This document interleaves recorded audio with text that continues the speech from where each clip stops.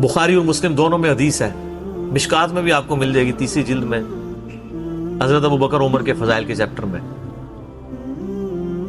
अब्दुल्लाह इब्न अब्बास कहते हैं कि सैयदना उमर की मैयत रखी हुई थी और लोग उनकी मैयत पे रो रहे थे और अपने अपने अंदाज में उनके ऊपर सलाम पेश कर रहे थे कि आपकी वजह से अल्लाह ने इस्लाम को इतना उरूज दिया, रोमन और पर्शियन अम्पायर गिर गई, यरमूक और कादसिया में अल्लाह ने मुसलमानों को फतुहात दी।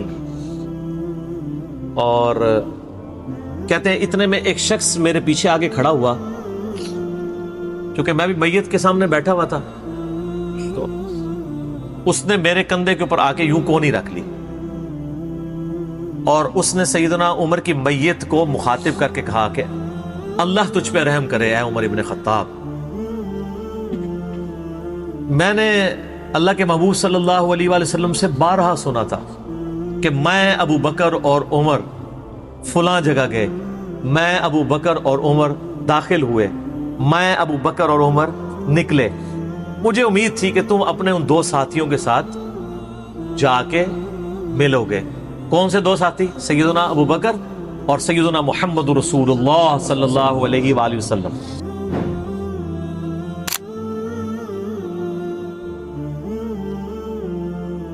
बुखारी और मुस्लिम में हदीस है, हजरत साद इब्न अबी वक़ास कहते हैं रज़ियल्लाहु तआला अन्हुमा व अलैहिस्सलाम और सैयदना अबू हुरैरा रज़ियल्लाहु तआला अन्हु अलैहिस्सलाम के ग़ज़वा खैबर के मौका पर नबी सल्लल्लाहु अलैहि वसल्लम ने फरमाया, मैं कल उस शख्स के हाथ में झंडा दूंगा जो अल्लाह और उसके रसूल से मोहब्बत करता है, और ये तो छोटी बात है, और अल्लाह और उसका रसूल उससे मोहब्बत करते हैं, ये बहुत बड़ी बात है। तो साद इब्न अबी वक़ास कहते हैं कि हम पूरी रात बेचैनी में सोए नहीं कि वो खुश नसीब कौन होगा। जब सुबह हुई तो नबी अलैहिस्सलाम ने फरमाया कि अली इब्न अबी तालिब को मेरे पास बुलाओ। बुलाया गया, उनकी आंखों में शोबे चश्म था। नबी अलैहिस्सलाम ने अपने मुबारक लुआब दन उनकी आंखों में लगाया, मुबारक हाथों से ज़िरा बांधी और आपने रवाना किया और फरमाया कि ए अली पहले उनको दावत देना। मैदान जंग में भी कहा कि पहले उनको दावत देना, अगर तेरी वजह से एक बंदे को भी हिदायत मिल गई ना तो तेरे लिए सुर्ख ऊंटों से बेहतर है। और सहाबा कराम कहते हैं सैयदना अली को ये फजीलत हासिल हुई, अल्लाह ताला ने उनके हाथों पे फतह दे दी। ये तो बुखारी और मुस्लिम में है। मुस्लिम शरीफ में आगे अल्फाज हैं कि सैयदना अबू हुरैरा कहते हैं कि हजरत उमर फारूक रज़ियल्लाहु तआला अन्हु मुझसे कहा करते थे कि मुझे अपनी जिंदगी में कभी भी नबी अलैहिस्सलाम की तरफ से इमारत का शौक पैदा नहीं हुआ। वो कहते थे मेरी एक यानी जिंदगी में जो इमारत वाला मामला है मैं इससे दूर ही भागता हूँ। आपको पता है ना, हजरत अबू बकर का भी जब ये मशवरा शुरू किया तो हजरत उमर ने सबसे पहले कहा कि जी मुझे तो हम माफी रखें, बाकियों में से कोई मशवरा कर ले, मैं जो भी मुसलमान राजी हो जाएंगे। हजरत अबू बकर ने भी सबसे मशवरा किया, हजरत उमर से नहीं किया। और सबसे मशवरा क्या किया कि इसको कर दूं, तो सब ने कहा ठीक है। जब अनाउंसमेंट की तो हजरत उमर ने कहा कि अभी आपने मुझसे मशवरा, उनका मुझे पता था तुमने तो मानना ही नहीं है, बस अब इसको मुसलमानों के मशवरे को कबूल करो। तो हजरत उमर की एक तबीयत में एक आर्जी वाला मामला था, और आप देख लें कि यही आर्जी है जो उनको ईमान की तरफ ले आई है। नबी इस्लाम की तिरमिज़ी में दुआ है ना, ऐ अल्लाह अमर इब्न हशाम और उमर इब्न खत्ताब में से एक को इस्लाम की दौलत दे दे। अबू जहल को क्यों नहीं मिली? मैं आपको एक ही फर्क, एक ही बंदे की जुबानी बता देता हूं। हजरत अब्दुल्ला इब्न मसूद कहते हैं, सही बुखारी में आता है कि जब उस मरने के करीब था, वो जो दो बच्चों ने उसको कत्ल करके नीचे गिराया, भी उसकी रमक बाकी थी, तो मैं उसकी जब गर्दन काटने के लिए उसके सीने पे चढ़ा तो मुझे कहने लगा कि तुम एक यानी कम जात के आदमी ने एक बहुत बड़ी सवारी के ऊपर सवार हुआ है और मेरी गर्दन को नीचे से काटना ताकि सरदार की गर्दन नजर आए। ये अकड़ आखिरी वक्त में भी नहीं जा रही है, ठीक है जी। और दूसरी तरफ आप हजरत उमर फारूक रज़ियल्लाहु तआला अन्हु को देखें कि बिलाल हबशी को कह रहे हैं, सही बुखारी में हदीस है कि अबू बकर हमारे सैयद हैं जिन्होंने हमारे सैयद बिलाल को आजाद करवाया। अरब के बनु अदी का सरदार एक हबशी को, ये आप इमेजिन नहीं कर सकते आज कि खानदानी वहां पे निजाम, कुरैश तो अपने बराबर किसी को समझते नहीं थे, सैयदुना बिलाल कह रहे। और एक दफा जब अबू जहल पटाई कर रहा था अब्दुल्ला इब्न मसूद की, धक्का मार के चला गया। ये सब कुछ उमर सीरीज में फिल्माया कतर वालों ने। तो वो अब वो नीचे गिरे पड़े हुए हैं, हजरत उमर वहां से गुजर रहे होते हैं, अभी इस्लाम नहीं कबूल किया होता। तो وہ ہاتھ پکڑ کے اسے اٹھاتے ہیں. تو عبداللہ بن مسعود کی زبان سے نکل جاتا ہے کہ واللہ تم ان دونوں میں سے بہتر ہو. تو یعنی جو نبی علیہ السلام نے دو مانگے ہیں نا، ان میں سے تم بہتر ہو، یعنی عاجزی ہے. یعنی ہے کافروں کی پارٹی میں اور میرے ساتھ بھی اس نے سلوک کر رہے ہو، اور وہی ہوا، اللہ تعالیٰ نے ان کو قبول کر لیا. اچھا اب آپ دیکھیں کہ سیدنا عمر فاروق رضی اللہ تعالیٰ عنہ کہتے ہیں، حضرت ابو ہریرہ کہتے ہیں مسلم شریف کی اس حدیث میں کہ حضرت عمر مجھے کہا کرتے تھے مجھے پوری زندگی کبھی عمارت کا شوق نہیں ہوا سوائے اس دن کے کہ جس دن علی کو جھنڈا ملا. مجھے بھی خواہش تھی کہ کاش نبی علیہ السلام مجھے وہ جھنڈا دیتے. یہ حضرت علی کے لیے بہت بڑی فضیلت ہے اس حوالے سے کہ سیدنا عمر ان پر رشک کرتے تھے. باقی ایک سنن کبریٰ البیہقی میں من گھڑت روایت ہے کہ حضرت عمر کہا کرتے تھے، وہ جو ایک بڑی مشہور بیان کر رہے ہوتے ہیں کہ جی وہ ستاروں کے برابر کس کی نیکی ہیں. حضرت عائشہ نے پوچھا تو ان کا بھی تیرے باپ کی ہیں، تو حضرت عمر کی ہیں، تو پوچھا کہ میرے باپ کی، ان کا ان کی تو ایک نیکی جو ہے وہ غار ثور کی سب پہ بھاری ہے. اس حدیث کو شیخ البانی نے، شیخ زبیلی زئی صاحب نے، دونوں نے لکھا ہے یہ موضوع حدیث ہے، وضع کی گئی حدیث ہے، لیکن یہ ہمارے مسلمانوں کے بچے کو یاد ہے. جعلی حدیث ہے، ضعیف نہیں سر، گھڑی ہوئی حدیث ہے. اور جو مسلم شریف کی حدیث تھی وہ ہم نے آگے ایکسپلور کیا کہ حضرت عمر کہتے تھے مجھے علی پر رشک ہے کہ مجھے وہ جھنڈا نہیں ملا اور علی کو ملا. دوسری طرف سیدنا علی بھی سیدنا عمر سے بڑی محبت کرتے تھے. بخاری اور مسلم دونوں میں حدیث ہے، مشکات میں بھی آپ کو مل جائے گی 3 جلد میں، حضرت ابو بکر عمر کے فضائل کے چیپٹر میں. عبداللہ ابن عباس کہتے ہیں کہ سیدنا عمر کی میت رکھی ہوئی تھی اور لوگ ان کی میت پہ رو رہے تھے اور اپنے اپنے انداز میں ان کے اوپر سلام پیش کر رہے تھے کہ آپ کی وجہ سے اللہ نے اسلام کو اتنا عروج دیا، رومن اور پرشین امپائر گر گئیں، یرموک اور قادسیہ میں اللہ نے مسلمانوں کو فتوحات دیں. اور کہتے ہیں اتنے میں ایک شخص میرے پیچھے آگے کھڑا ہوا، چونکہ میں بھی میت کے سامنے بیٹھا ہوا تھا، تو اس نے میرے کندھے کے اوپر آ کے یوں کونی رکھ لی اور اس نے سیدنا عمر کی میت کو مخاطب کر کے کہا کہ اللہ تجھ پہ رحم کرے اے عمر ابن خطاب. میں نے اللہ کے محبوب صلی اللہ علیہ وآلہ وسلم سے بارہا سنا تھا کہ میں ابو بکر اور عمر فلاں جگہ گئے، میں ابو بکر اور عمر داخل ہوئے، میں ابو بکر اور عمر نکلے. مجھے امید تھی کہ تم اپنے ان 2 ساتھیوں کے ساتھ جا کے ملو گے. کون سے 2 ساتھی؟ سیدنا ابو بکر اور سیدنا محمد رسول اللہ صلی اللہ علیہ وآلہ وسلم. اور اللہ کی قسم اس روئے ارض پہ تم وہ شخص تھے کہ مجھے خواہش ہے کہ میں تمہارے اعمال کے ساتھ اللہ کے حضور پیش ہوں. ظاہر ہے اتنا بڑا عروج سر، انسانی تاریخ کا سب سے بڑا ریولوشن نبی علیہ السلام کا، اس کی ایپیکس سیدنا عمر کے دور میں ہوئی ہے. اور یہ اللہ کا معجزہ ہے. نبی علیہ السلام کی مبارک زندگی میں انقلاب آتا نا تو اس طرح کے تو بہت لیڈر پہلے بھی آئے تھے جنہوں نے اپنی زندگیوں میں انقلاب لے کے آئے تھے. یہ معجزہ یہ تھا کہ وہ شخص دنیا سے چلا گیا، ہزاروں اس کے ماننے والے مرتد ہو گئے عرب قبائل، اور چند مخلص ساتھی ساتھ ہیں، اس کے باوجود اللہ نے رومن اور پرشین امپائر الٹوا دیے. کتنا بڑا معجزہ ہے. اگر نبی علیہ السلام اپنی مبارک زندگی میں کر جاتے، وہ تو اسکندر اعظم بھی کر گیا، بعد میں چنگیز خان نے بھی کیا، بڑے بڑے لیڈر آئے. یہ ڈفرنس ہے. ایک یہ ڈفرنس، اور دوسرا ڈفرنس یہ کہ نبی علیہ السلام نے اپنی وفات کے بعد 10 سال بعد، 20 سال بعد، 30 سال بعد، 50 سال بعد، ایون 500 1000 سال بعد ہونے والے واقعات کو بھی بیان فرما دیا کہ یہ ہوگا. آج تو ہم تاریخ میں دیکھ سکتے ہیں کہ وہ سب کچھ ہوا ہے. اگر آپ کو شوق ہو تو دلائل النبوہ امام بیہقی کی کتاب ہے، 3500 حدیث پہ، 5ویں صدی ہجری میں لکھی گئی ہے. اس میں 500 سال میں جو نبی علیہ السلام کی پروفیسیز پوری ہوئی ہیں نا، منوان اسی طریقے سے موجود ہے. بخاری مسلم میں جو حدیثیں ہیں تاتاریوں سے جنگوں والی، وہ اس وقت تک نہیں ہوئی تھی، حدیثیں تو پہلے سے موجود تھی. آج تو ہم ان کو بھی درست مان رہے ہیں. ٹھیک ہے، نبی علیہ السلام نے پریڈکشن کی تھی کہ ان قریب کیسر روم ختم ہوگا، قیامت تک کوئی کیسر نہیں ہوگا. بخاری مسلم کی حدیث ہے، اور دیکھ لیں قیامت تک کوئی کیسر نہیں ہوا. ان قریب پرشین امپائر ختم ہوگی اور قیامت تک کوئی کسرا نہیں ہوگا. آج دیکھ لیں 1400 سال ہو گئے ہیں. سر یہ اسی طریقے سے ہے کہ میں کہوں کہ ان قریب امریکہ اور رشیا ختم ہو جائیں گے ود ان فیو ایئرز، اور قیامت تک کبھی ان کو پاورز نہیں ملیں گی. جو کہ ابھی پاور ہیں اور جن کی صدیوں سے چل رہی ہیں، اور وہ پھر پاور بھی ان لوگوں کے ہاتھوں ہوئی ہے کہ جن کے پاس اسلحہ بھی نہیں تھا ان کے ساتھ لڑنے کے لیے، مین پاور بھی نہیں تھی ان کے لیول کی، الٹوا دی اللہ تعالیٰ نے۔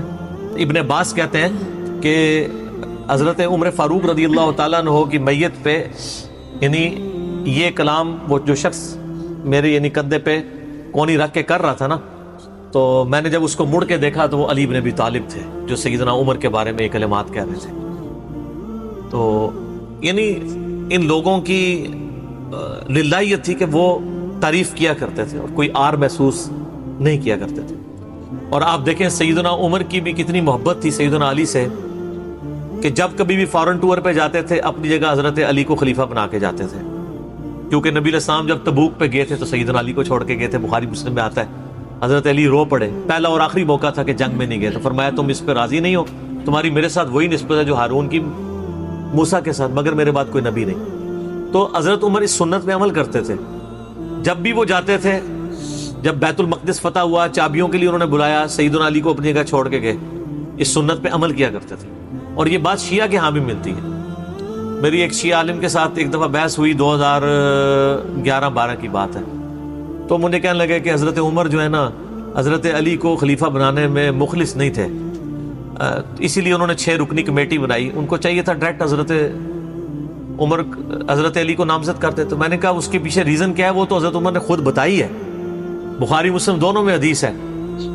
ابن عمر کہتے ہیں جب حضرت عمر کو زخم لگا اور اب ہمیں یقین ہو گیا کہ وہ جانور نہیں ہوں گے، کھاتے تھے تو انتڑیاں کٹ چکی تھی، یہیں سے وہ سب کچھ نکل جاتا تھا، تو ہم نے عرض کیا کہ اپنا خلیفہ کسی کو نامزد کر دیں۔ تو انہوں نے کہا اگر میں اپنا خلیفہ کسی کو نامزد کرتا ہوں تو میں اس کی سنت پہ عمل کرتا ہوں جو مجھ سے بہتر ہے، ابو بکر، اور اگر میں نہیں کرتا تو میں اس کی سنت پہ عمل کروں گا جو ان سے بھی بہتر ہے، یعنی رسول اللہ صلی اللہ علیہ وسلم۔ ابن عمر کہتے ہیں جب میں نے حضرت عمر کی یہ بات سنی نا تو مجھے سمجھ آ گئی کہ اب حضرت عمر کسی کو نہیں بنائیں گے، کیونکہ وہ ہمیشہ ہر معاملے میں نبی علیہ السلام کی سنت کو پرائورٹی دیتے تھے۔ اور وہی ہوا کہ انہوں نے کہا کہ میں 6 رکنی کمیٹی بنا رہا ہوں، بخاری کے اور مسلم کے الفاظ ہیں کہ میں اپنے بعد اس امر خلافت میں ان 6 بندوں سے زیادہ کسی کو اہل نہیں سمجھتا جن سے رسول اللہ صلی اللہ علیہ وآلہ وسلم اپنی وفات تک راضی رہے۔ اور فرمایا علی، عثمان، طلحہ، زبیر، عبد الرحمن بن عوف، سعد ابن ابی وقاص۔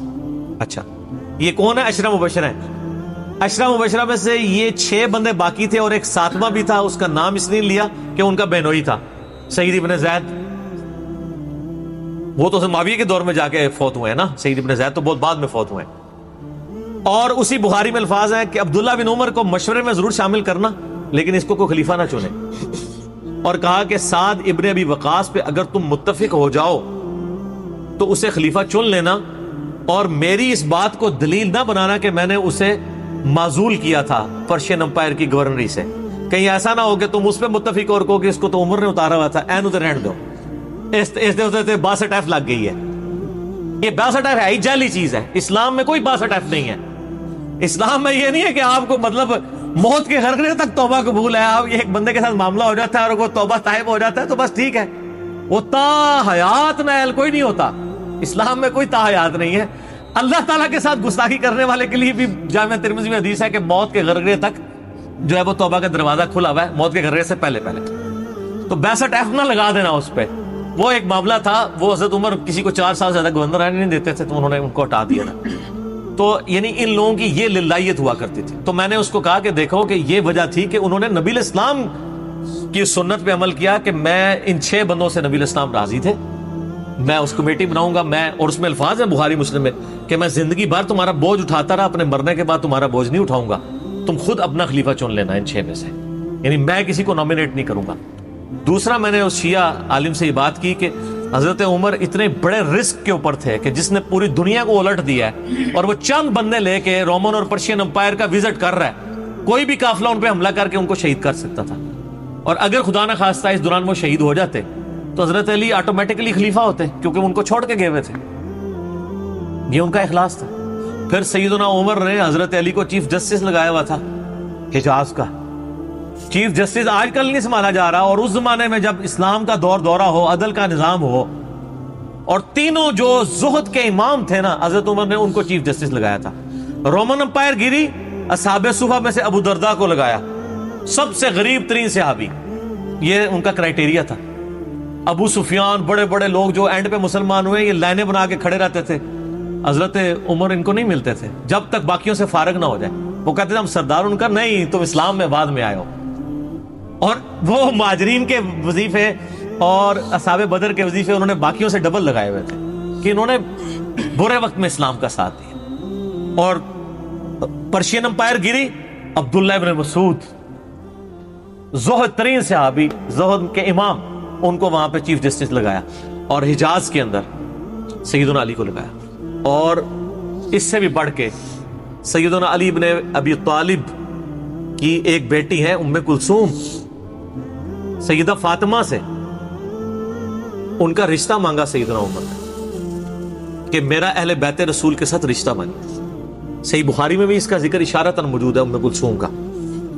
شیعہ اور سنی دونوں کے ہاں ان کی کتابیں تو مانتی ہیں، بابے نہ مانے تو علیحدہ بات ہے، کتابوں میں موجود ہے کہ سیدنا عمر فاروق کی بیوی تھی ام کلثوم، اور سلام اللہ علیہا، اس کی وجہ سے یعنی انہوں نے ایک فخر محسوس کیا کہ میرا اہل بیت کے ساتھ ایک رشتہ داری والا معاملہ ہو جائے۔ تو سیدنا عمر اس طرح کے معاملات کے اندر اہل بیت کے ساتھ بہت حسن سلوک والا معاملہ کیا کرتے تھے۔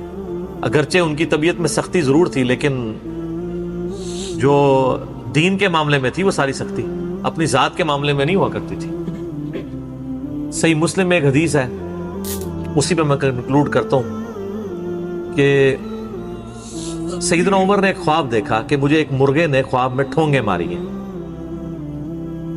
تو انہوں نے پھر اگلے دن خطبہ دیا، انہوں نے کہا کہ میں نے خواب میں دیکھا ہے کہ اس طرح مجھے ایک مرغ نے چونچے ماری ہیں خواب کے اندر، میں نے اس کی تعبیر یہ کی ہے کہ عنقریب مجھے قتل کر دیا جائے گا، اور اگر بائی چانس اچانک میں مار دیا جاؤں، یہ تو کسی کو نہیں پتا تھا کہ وہ ایک تقریباً 3-4 دن تک زخمی حالت میں ہوش میں رہیں گے، اچانک بھی تو مار سکتے تھے اگر گردن اتر جاتی۔